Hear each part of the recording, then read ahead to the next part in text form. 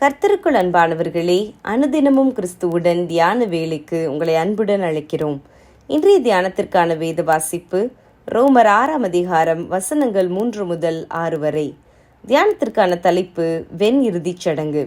நாமும் புதிதான ஜீவனுள்ளவர்களாய் நடந்து கொள்ளும்படிக்கு. ரோமர் 6:4. வெண் இறுதிச் சடங்கு, ஒயிட் ஃபியூனரல்.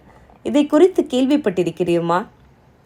ஒருவன் தனது பழைய வாழ்வை அடக்கம் செய்து விடுவதே இப்படி அழைக்கப்படுகிறதாம். இத்தகைய மரணத்திற்கு இயேசுவுக்குள்ளான ஒரே உயிர்த்தெழுதல் தான் உண்டு. இப்படிப்பட்ட மரண அனுபவத்தினுள்ளாக கடக்காத எவனுக்கும் பரிசுத்தமாக்கப்படுதல் என்பது வெறும் போலியாகவே இருக்கும். இவ்விதமாக ஒரு பக்தன் எழுதியுள்ளார்: பழைய வாழ்வுக்கு நாம் மரித்தது மெய்யானால் கிறிஸ்துவுடனே கூட பிழைத்திருக்கிறோம் என்பதுவும் சத்தியமே.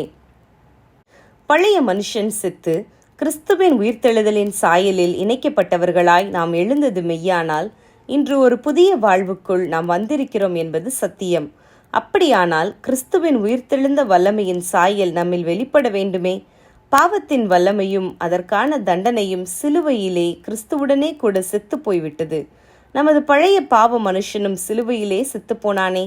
இதனை விசுவாசித்து ஏற்றுக்கொண்டு கிறிஸ்துவுக்குள் எழுப்பப்பட்டவர்களாய் வாழுகின்ற நம்மை கிறிஸ்துவின் நீதி தேவனுக்கு முன்பாக நம்மை குற்றமற்றவர்களாக நிறுத்தியிருக்கிறது.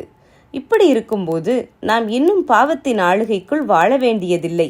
என்றாலும் இந்த விழுந்து போன உலகில் நாம் இன்னமும் வாழுவதினால் பாவம் செய்ய சோதிக்கப்படுகிறோம்.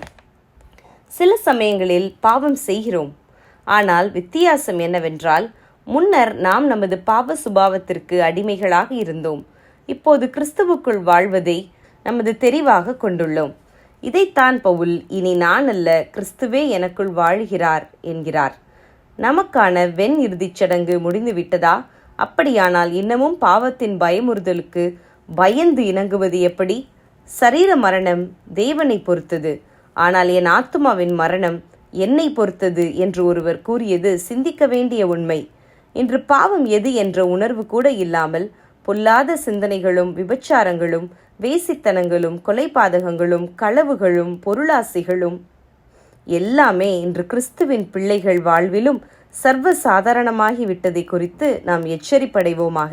மார்க் 7 அதிகாரம் வசனங்கள் 21-22. பழைய மனிதன் கிறிஸ்துவுடனே கூட சிலுவையில் மரித்து அடக்கம் பண்ணப்பட்டு அவருடனே கூட உயிர்த்தெழுந்தது மெய்யானால் இயேசுவின் உயிர்த்தெழுதலுக்கு நாம் சாட்சியாக வாழ வேண்டாமா?